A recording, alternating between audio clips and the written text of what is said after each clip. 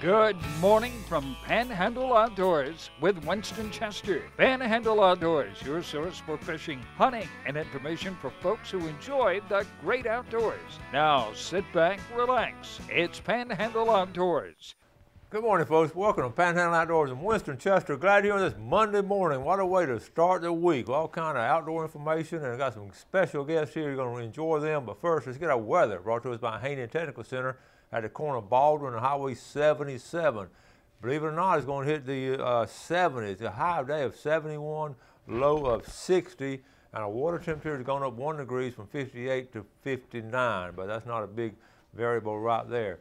Let's take a look at our moon phases. On Monday, every Monday I like to look at the week now. We're right at a half a moon. We're still in a waxing phase, and we're in a waning phase. It's going down, so we're going to be right about halfway through this week and about 2 weeks away from a new moon.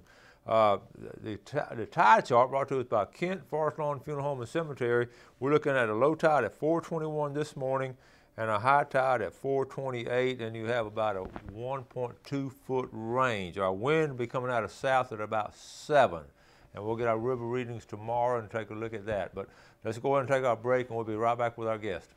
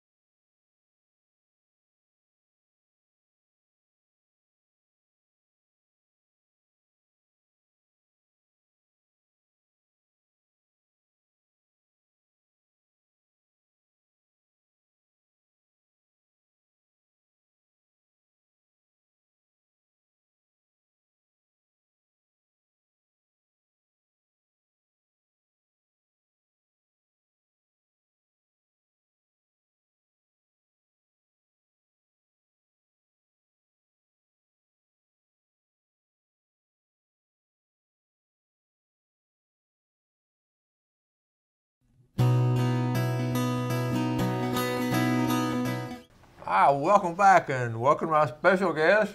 Mark, Coach, how are you? Fred. Good morning, Coach. Good to see y'all today. Good to see you, Coach. Well, listen, we've got some exciting things coming up. Before we get to it, let's just give us briefly what y'all been up to lately. Well, man, I tell you, I've been working a lot. It's just that time of year. You're still having to work? It's unbelievable. I hadn't got to fish a whole bunch in the last month or so. Michael's got to fish some, but I haven't been able to. Okay. And Michael's got his captain's license. He got his captain's license. It's Captain Michael Cowart now. I like that. And he's really excited. He's going to start guiding, and good deal. He loves the water, and he's going to try to make a living on it. Oh, that's wonderful. All right, Fred? I'm working. I've been so busy, and of course we got this new professional redfish series coming up, and we've been working on it a lot, and it's going to be pretty exciting. So this is something, yeah. That's why we want to come on the show and talk about it. This is something. It's exciting, and, it is. And y'all, I know y'all worked really hard to land this, and also tell the folks a little bit about it.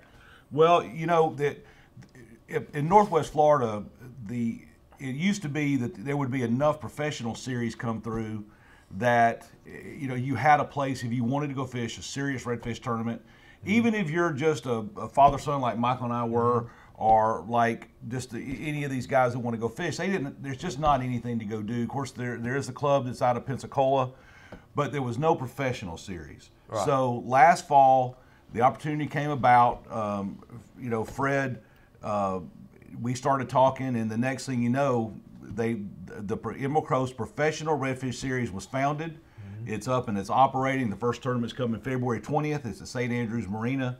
Panama City Beach, Panama City and Destination Panama City is the major sponsor. Power Pole, Panama Jack. It goes on and on. There's so many people involved. We're so fortunate to have this opportunity. Okay, on your screen there you see, and you're actually going to have 4 tournaments now, and this is throughout this coming year.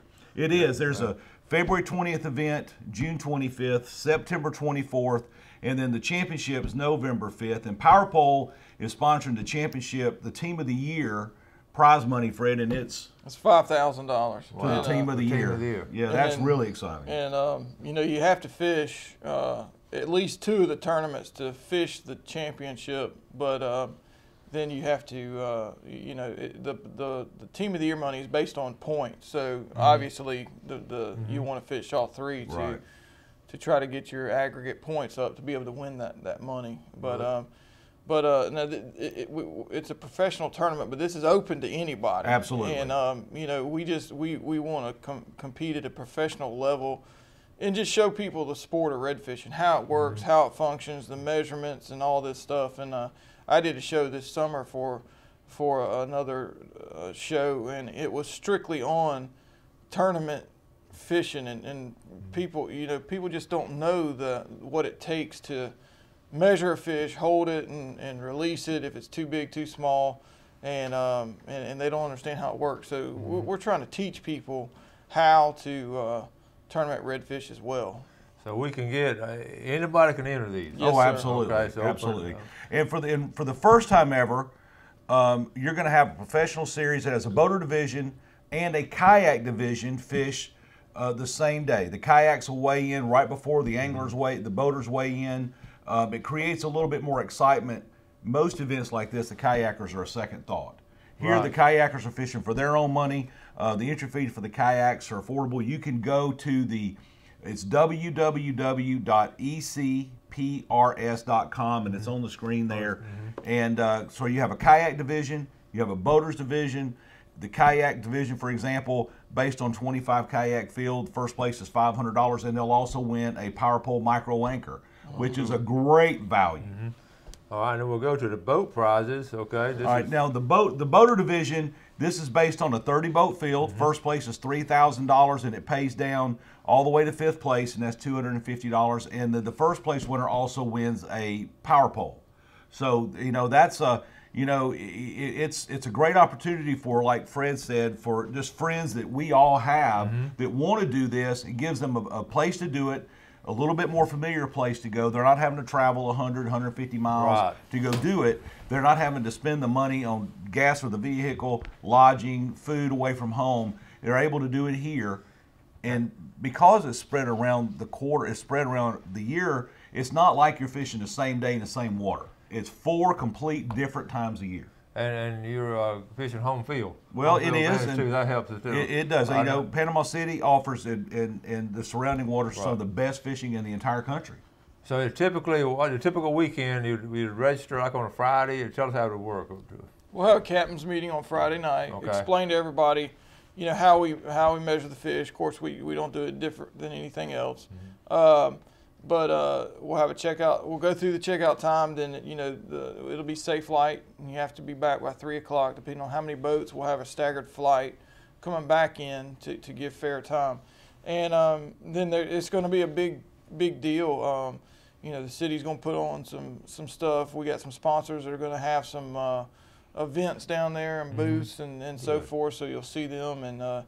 If you're not interested in fishing, we want you to come out and just enjoy the crowd. Well, and the weigh-in is always fun. It's fun. A celebration of everybody's working hard, and a lot of people just like to come watch those. You're right, and I'll tell you something that we hadn't touched on. This series is going to be on national television. It will be on the Pursuit Network. Cool. And so for the guys who are really wanting to we have some friends that fish against us in these club events that are Air Force guys or Navy guys, and they're trying to take their game to the next level. This gives them an opportunity to compete on a national stage in a local event, and it lets them show sponsors what they're capable of. The other thing is really nice, and we were talking about this just the other day, that Panama City, Destination Panama City, is going to, at the captain's meetings, you have a registration that starts at 6. It'll be in St. Andrews. Captain meeting starts at 7. Then the city's going to feed all the anglers. Oh, good. Which is a great thing. Yeah. That's great. All right, we're going to take a break. We'll be right back.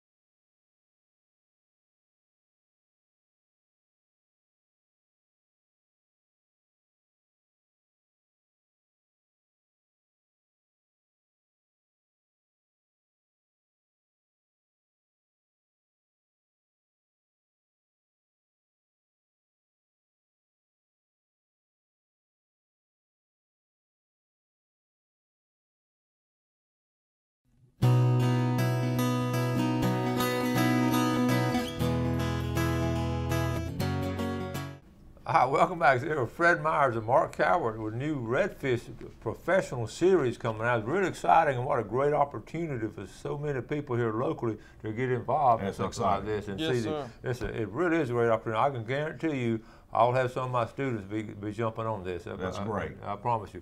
All right, so you're going to finish up on a couple of things. One of the things that's important to know is the winner of any of the events. You see these fishing shows where they have a day on the water of like how to fish. Right. Well, the winner of each event will go out, say, the next day or whenever it's convenient, and with the film crew and have their own 30-minute segment on national TV to support any sponsor, small or large, and then also explain not where or when or where they went, but how they caught the fish, what they used, how they did it, and we want to educate people on how technical tournament red fishing is, even over bass angling. I mean, you got a slot limit. The biggest fish is not going to win you anything, and people don't understand that. Yeah. So we want to really educate people on how tournament red fishing works, how critical it is, and if a fish is a 30-second too long, it might as well be a foot too long. It's not any good. Yeah. So we want to educate people on that. But the most important thing is if they win, they get a 30-minute segment. And what it's going to do is allow the average individual to either get sponsors or promote their own sponsors, whether it's big or small. That's a great idea. That's a lot of people. Yeah, I'm telling you. That's a very big value. People don't understand, but you get a small sponsor and then all of a sudden they get on national television. I can't tell you how much television has helped me just over the past by winning tournaments in other areas where I got on TV for just 30, 45 seconds. Right. And where this is a 30-minute show that you're allowed to fish and show people how it happened, and it's going to be really, really big. It is exciting. It reaches 42 million households. Yeah. And speaking of that, with this first picture we're going to show, talking about the guys, I recognize these guys. Tell us about this picture right here. Yeah, that's two friends of mine. On the left is Dwayne Eshday, and on the right is Eddie Adams, and then of course in the middle is me. That was an IFA Pro-Am out of Slidell 2 years ago. I won that event, and I ran 120 miles one way 3 days in a row with an amateur. Hanging on. Yeah. And that was probably my best event as far as I had the fish pattern and knew what was going on. And so that's another tournament out of Orange Beach. That's me and Clark Jordan. That's your boat there? Yeah. How fast will that boat go?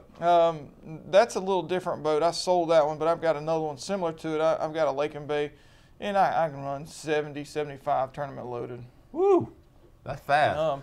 One thing I did this year is I'm running Lithium Pro batteries. I'm not running a lead cell battery. So the Lithium Pro, I have one 36-volt battery that's 27 pounds.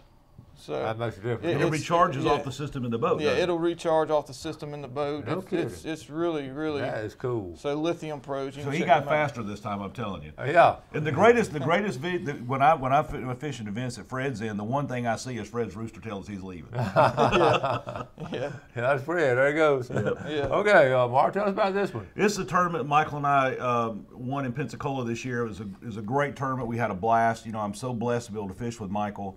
Captain Michael Coward, I should say.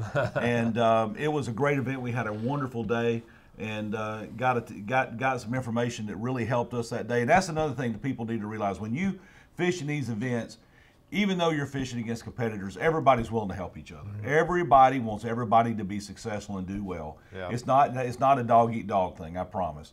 Now that fish right there actually measured. It looks oversized, but it just measured. Michael's got it. He's got it out a little bit. Mm-hmm. But that was a beautiful redfish that we caught in a school that we caught about four in a maybe a 4 or 5 minute, 6 minute period that were all upper slot fish. That was the only one that measured. Wow, that's cool. That's Michael releasing that fish. Releasing them there. Yeah. All right. Oops. I'll get back to Jeff. Hold on a second. We'll get back to it.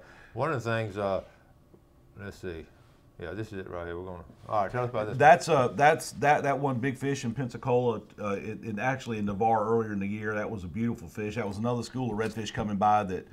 That was the only fish that measured. We got out of it. All those were oversized. Okay. And now, Fred, that's us this year at the Panama Jack Harley Davidson Outdoor Show that Winston came out and was one of the judges. Yeah, I remember that picture. That was just a picture of us in the club's booth there with some anglers, Steve Warden, Heath Lavin, and Michael and Fred and I. We didn't want to get too many mug shots, so. Yeah, that's right. All right, tell us about this one. That's me and Carter. Every chance I get, I fish with my son. Yeah.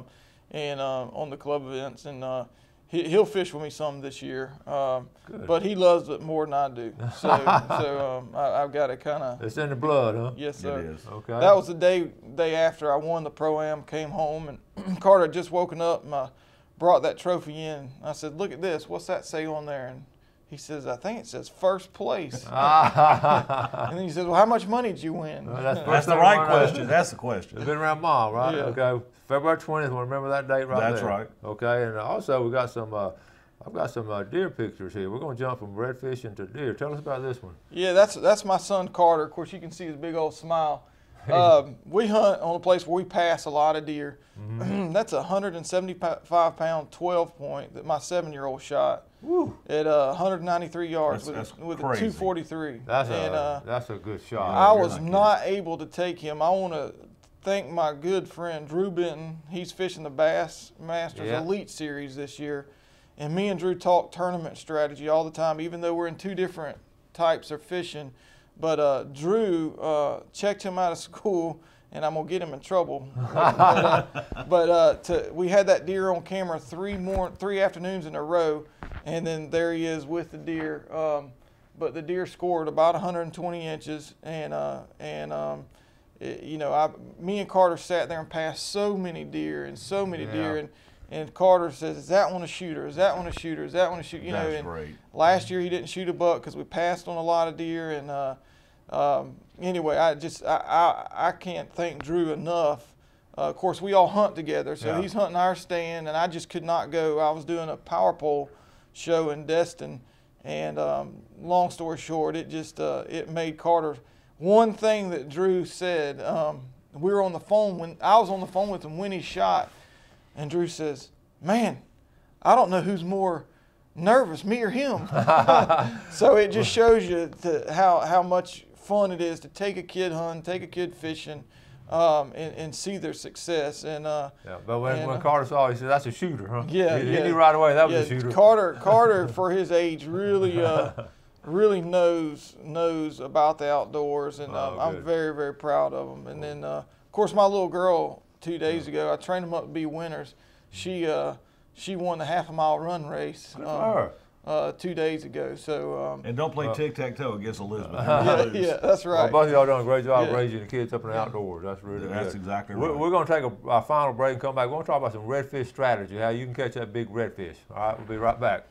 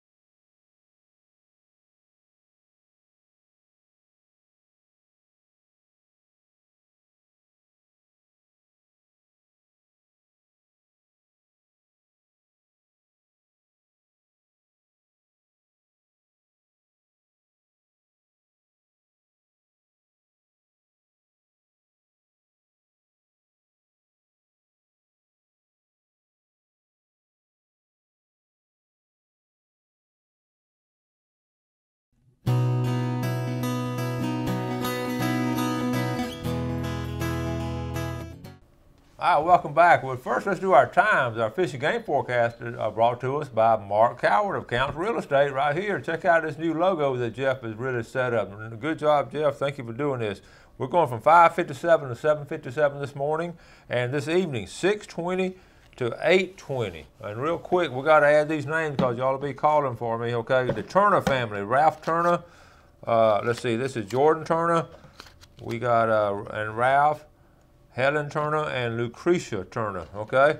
We got a lot of names in here, so we'll be drawing our first drawing this year will be Valentine's Day for the outdoor woman. Valentine's Day, we'll give away some really nice stuff, so and girls only can win this. Okay, fellas, real quick, let's tell the folks about give them a tip on how they can be good red fishermen. Man, I think the biggest thing is the equipment. I mean, it's just like anything, hunting, shooting a bow, crossbow, anything. Your equipment is important to buy to suit you. I mean, not all equipment is the same. Mm-hmm. Here in Florida, not right now with all the rain, but to be honest with you, red fishing this year is going to be easier because the water's dirtier. Mm-hmm. But when I say that, typically we have real clean, clear water, and casting distance is the most critical thing you can do. Mm-hmm. I mean, you got to remember our tournaments are artificial only. Mm-hmm. So, you know, the longer that bait's in the water, further from the boat, is the most important thing you do. And so you take, it's an average deal. You can cast, you know, 75, 80 yards, whereas the other boats only casting 60 yards all day long. Casting distance is the most important thing. And then the other thing is you got to remember, in red fishing, when a fish lives in 3 to 4 feet of water or less, that fish knows boats. That knows what's happening. So there's a area around your boat that's just wasted water. And what I mean is when you pull up in there, those fish know. So 20 feet out, there's no fish around you. Most of the time. I mean, most of the time. I mean, now when we're poling, we're really sight fishing. We catch fish real close to the boat, and typically, you know, we're blind casting, throwing a long ways, trying to catch, you know, fish, and put ourselves in a position where we know the fish are just living and hanging out. Yeah, yeah. That's casting distance is the most important thing. Yeah. You know, I tell people all the time that your boat's sitting in 2 or 3 feet of water. You can't be running around in the boat. You know, that boat's just sending shock waves out. Yeah. And that's what Fred's exactly right. You know, I mean, he says it better than anybody. You've got to get the bait away from the boat.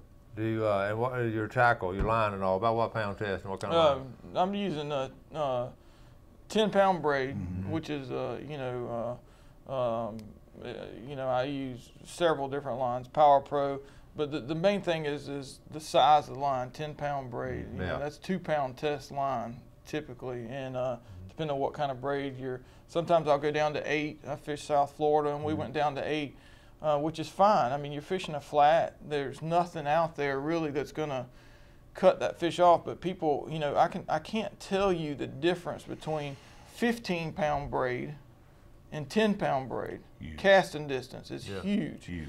And people are scared to go that 10 or 8. I mean, you ever broke a fish off? Yeah, never. Me neither. Not on something that, when I say break off, if I have broken a fish off, but it's my fault. Yeah. It was, you know, it's not fish pressure. An error. No. Yeah. If you break a fish off, you just flat out put too much pressure on them. Yeah. But the bottom line is you're fishing a flat where you're not worried about the fish getting up under something. So casting distance is the most important thing. I mainly fish with a 1/8 ounce or 1/4 ounce lead head, saltwater assassin lead head, and then you know, a lot of times I'll throw a saltwater assassin. It's called a little tapper, or a mirror lure Little John. It's a soft plastic that mirror lure makes. Soft plastic. Yeah, and I mean, you're using a lure that'll cast a long ways. That's right. All right, real quick, let's look. Thank you so much. Let's look at our first tournament coming up February 20th, and then go online to ecprs.com and get all the rules and regulations and you can register online. Yeah, register and pay online. Yeah, and you know how to do that. So that's going to be great. I'm going to put that on my calendar. We're certainly going to be there and get some of those victories and all. So we're looking forward to it. As always, thank you all for coming on. Well, thank you. It's always good to have you on. Thank you, Coach. And, appreciate it. And get one more hunting trip in. Yeah. And we're going to go this weekend. Are you really? Yeah. You're going to have to tell Captain Michael to come on the show. Well, he would love to. Okay. All right, folks. This is the Emerald Coast Professional Redfish Series. 2 of our good friends here, good supporters of Panhandle Outdoors. So appreciate y'all watching the show. You do something good for your fellow man today. Have a great day, and God bless. Thanks for joining us for Panhandle Outdoors with Winston Chester. Panhandle Outdoors features hunting, fishing, and other activities and information to help you enjoy the great outdoors. Join us next time for Panhandle Outdoors.